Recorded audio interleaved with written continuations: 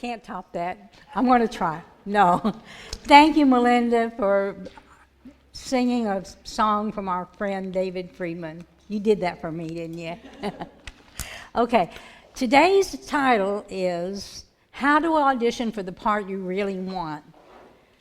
I chose this sort of allegory because I was born into a show business family, and here I am nearly 75, and every year somebody in my family is connected with show business. So it's a comfort zone for me.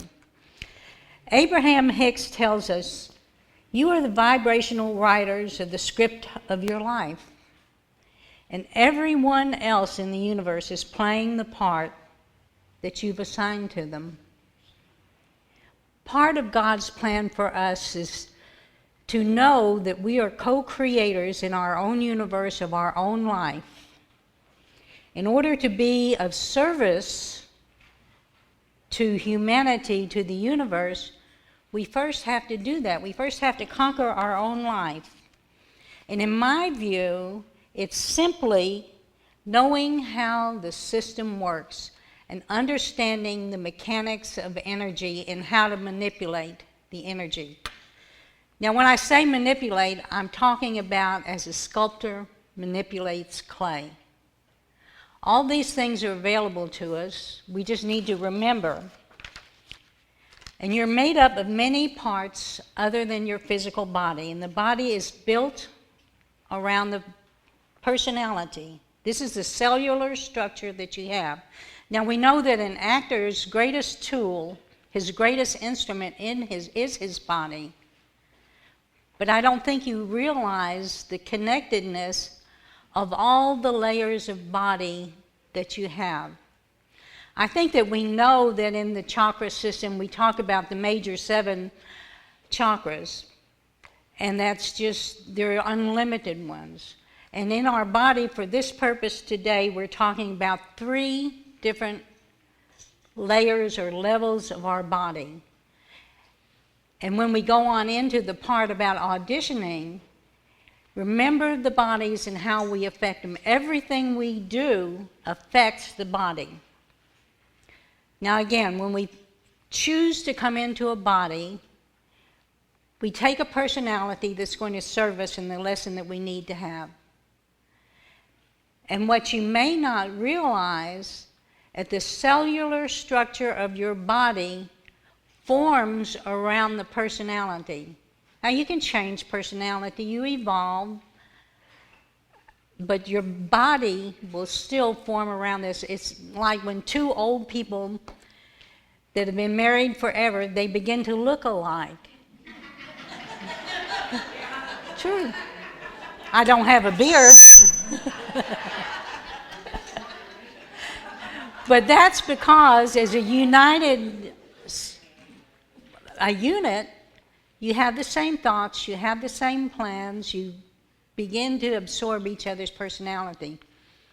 Now, as a healer and a medical intuitive, if someone came to me in a physical body and the shape were distorted, say for instance, everything was in their tummy, the rest of their body would be normal, but they have an extended tummy. Well, to me, I would instantly know from what I've studied that the energy is not escaping from that portion of the body. They're being thwarted, and that would be the chakra system, the lower chakras. It would be their energy can't get out, they can't be created, they're just thwarted. And so you then move from there because you immediately know that about the person. Okay, the next body level that we're talking about today is the energy body. The energy body is what you see when you see someone's aura. Frequently with speakers you can see that, even though you may not in everyday life see an aura. It's like the antenna on the bugs. And if you walk into a room and there's hostility, you know that. Nobody has to say a word. You know somebody's ticked off. It also serves as a liaison between the cellular structure that serves this illusion that we're living in. And between that and the third body, which is, you can call it the oversoul, the higher self, let's just call it the director for this purpose. If I didn't tell you about this, then the rest of the message would just be superficial. I remember back in the 1980s when I would go visit churches and the bookstores, they frequently had these postcards for sale. And the cartoonist for the postcard with these pithy little sayings was Ashley Brilliant. Does anybody remember that, or is it just me? Okay. My favorite one was, life is the only game that you play where you learn the rules as you go along. Okay. So this is about the rules of the game. I guess Shakespeare was right when he said, all the world is stage, but we but merely players. I never understood this really until one night after a cast party. I'm sitting there, and I either had an out-of-body experience or a second glass of wine. You choose. But this is what happened. It was as though I were just sucked out of my body and I got to be the proverbial fly on the wall. I was the observer, just as we frequently are in our dreams. We have an observer and the participant in the dream. Well, I was the observer of this situation. And even though we just come to the party from being at a play, it was as though these people in the living room chatting, they were just there. It was their stage. And their conversations had no more meaning than the words in a play. It was an illusion. I don't even know. And I wasn't into metaphysics really back in those days, but frequently that vision will come to me and affect the moment that I'm having in some other scene. Now, in a play, or in your life, you're everything. You're the producer, you're the director, you're the casting guy, the sound guy, the prop guy, the set guy. You're everything. Every decision in your life you're really in charge of. It's your own script. It's your play. And so I ask you, if you don't like what's going on in your play, who's in charge? You know, you can change it. You can change anything. You can rewrite it. So if you are in a play, you just dropped in now and you're in your play, are you being the part that you really want? Now what do you have to do to rewrite, to change your play? So imagine yourself as a director. So you get on the phone, you call Central Casting, and you say, hey, I need some actors down here to audition, and this part is going to be life-changing. This is a breakout part. This person is just going to become a star. So I need a woman that's going to be a character, and she's going to make kind of about $500,000 a year. She's going to be an executive. She's going to be in control. So send me some people down to audition for that. Okay, the casting director gets on the phone. Hey, have I got a part for you? You be at the Gershwin Theater at 10 o'clock on Thursday morning and audition for this. And this is just unlimited potential. So you hang up and you think about, what am I going to do to get ready for this part? You know, it'd be the same thing if you were auditioning to be an author, an interior decorator.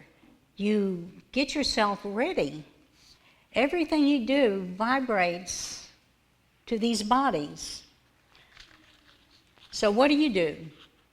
You go into your closet and you look and see if you have a business suit that will work. And if you do, then you pull it out and you examine it and you make sure that it's pressed. You make sure that the hem is hemmed, the buttons are all on, it's clean, and it's as elegant as you possibly can be. If you don't have the jewelry, you call your girlfriend and you borrow her elegant jewelry.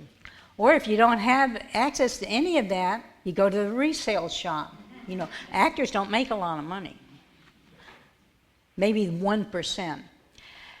So then you go to the resale shop and you get the best possible costuming that you can do to go down and audition for this part. If it were me, I would be thinking about getting a professional haircut, professional makeup. I'd go back to my body and think about what John Malloy has to say in his book, Dress for Success. He says that executives have this one thing in common, and that's a military bearing.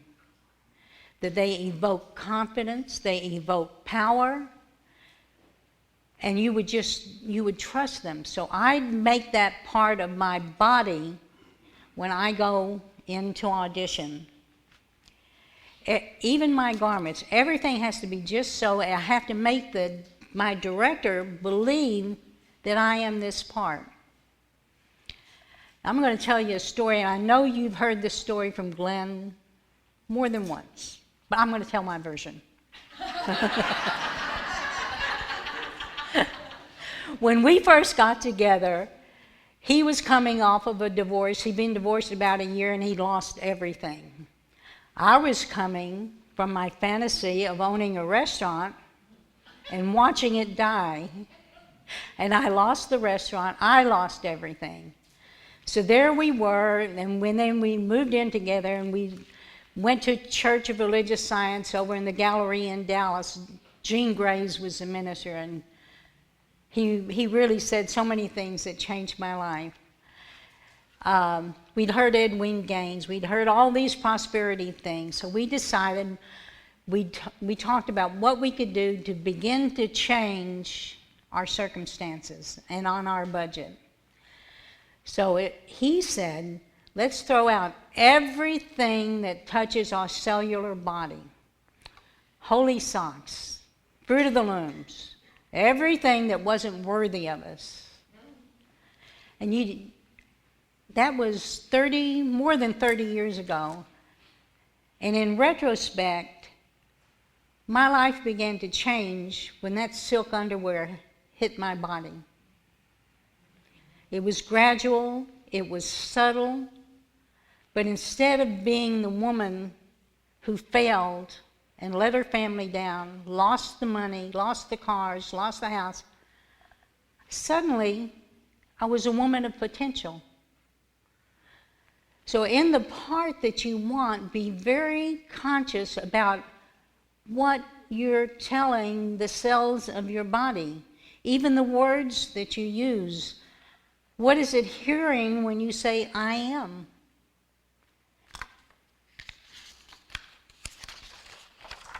And the change that I was becoming was uploading to the director.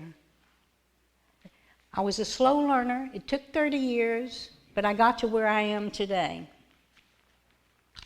The other thing about auditioning, you've got to make the director believe. The only purpose of doing these things is changing you. And when you begin to change, the magnetic chemistry of you begins to change. I'm sure that whenever I met someone, they had no clue what kind of underwear I was wearing. Oh, who knows? That was 30 years ago. They may have wondered. But anyway, my magnetic energy began to change, and the response that the people had toward me began to change. They saw a woman of confidence. It was just amazing that I could have gone from there to here. The other thing that I would do in this part, I would be learning about breath control. I would learn about where charisma starts in my body. If you want to know, it's in the lower chakras where the energy center is, and you can pump it up. You can make it happen. This is why frequently singers that have studied, like our Melinda, when they get up on stage and start that breath control, the charisma happens. Some people are lucky enough to be born that way, but you do have the ability to bring it up. I remember reading a story about Marilyn Monroe. And she and her friend, Susan Strasberg, were walking on the streets of New York, 20 blocks. That's nothing there. And she's got on a woolen coat and a headscarf, and they're just chit-chatting for these 20 blocks. And she turns and she said to Susan Strasberg, "Would you like me to bring up Marilyn?" And she says, "Oh, sure, okay." So she does. She changes her posture, alters her breathing, brings up the hidden Marilyn from deep within her, and they didn't go 10 steps until they were surrounded by autograph seekers. So learn to bring up that hidden splendor within yourself. Okay, now you've been cast in the part. Rehearsal's begun. You got it.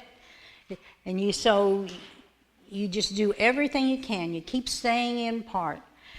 Remember the mantra, if it is to be, it's up to me? Well, it is. Okay, now you're on the stage set. And it's appropriate for the part.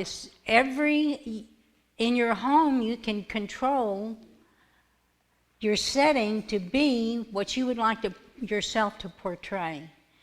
When we bought this facility, nothing would do, but Rebecca wanted this painted purple because purple is a spiritual color, and it would evoke a spiritual consciousness to all who walk through that door.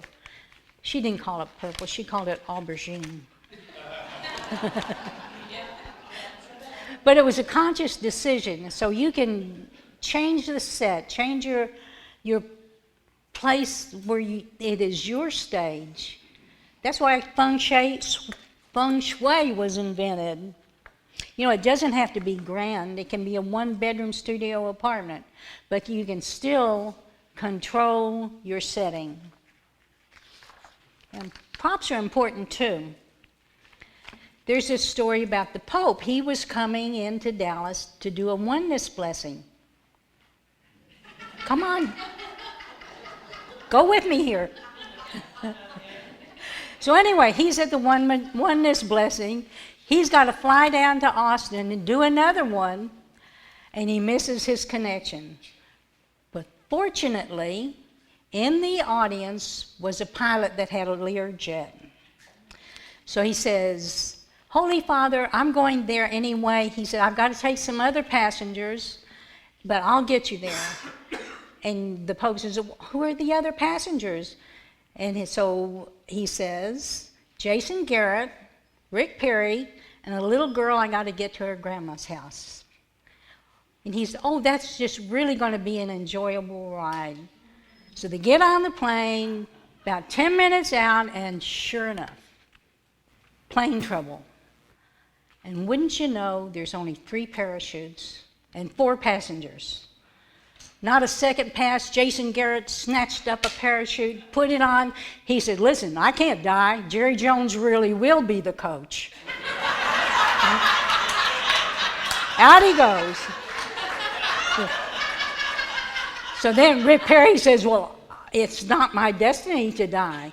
I've just been the most successful governor for 3 terms, and it's my destiny to be the President of the United States.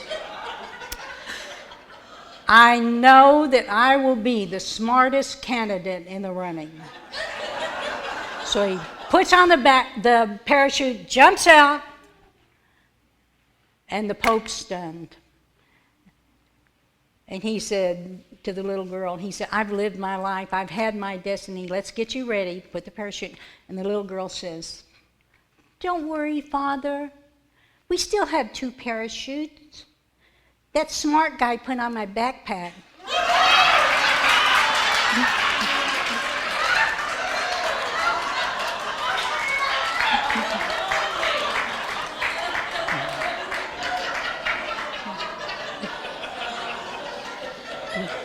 Okay, props are really important.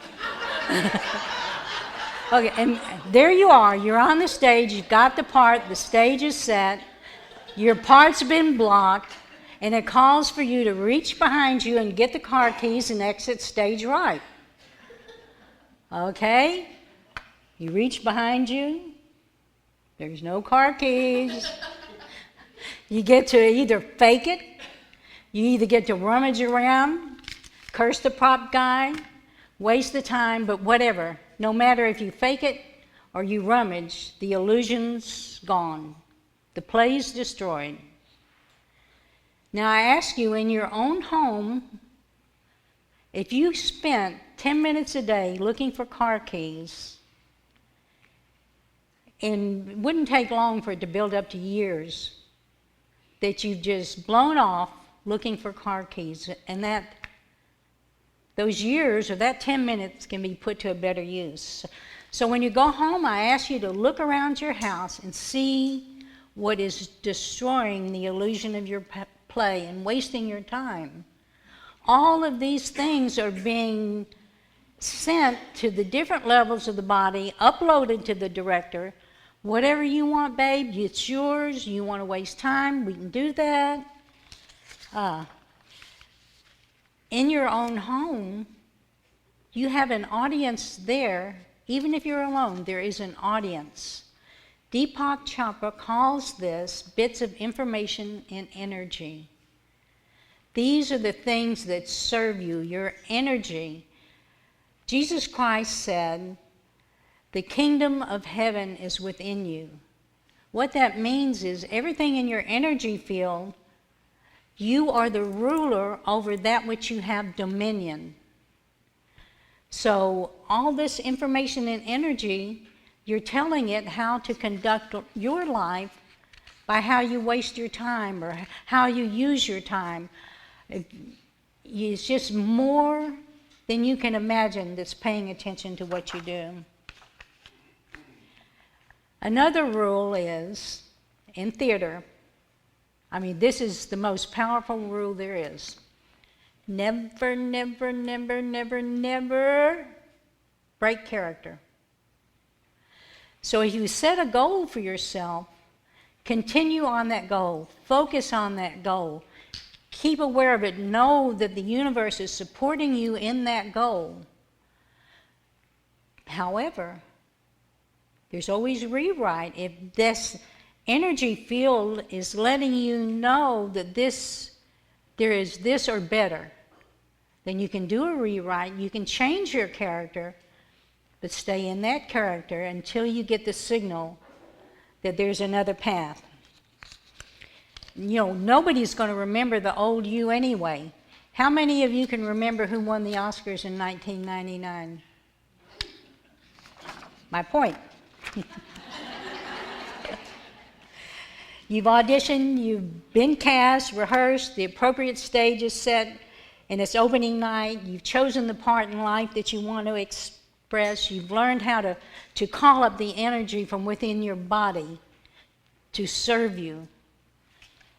But the most profound lesson that you can learn is that you have choices and that your whole existence flows in a universal process which is from within to without, and that you are the co-creator with that universal process. And so, when your curtain closes, this is my prayer for you, that you have no regrets, that you have no music left unplayed. So if there's a little ripple in that, don't worry, because there's always another opening and another show.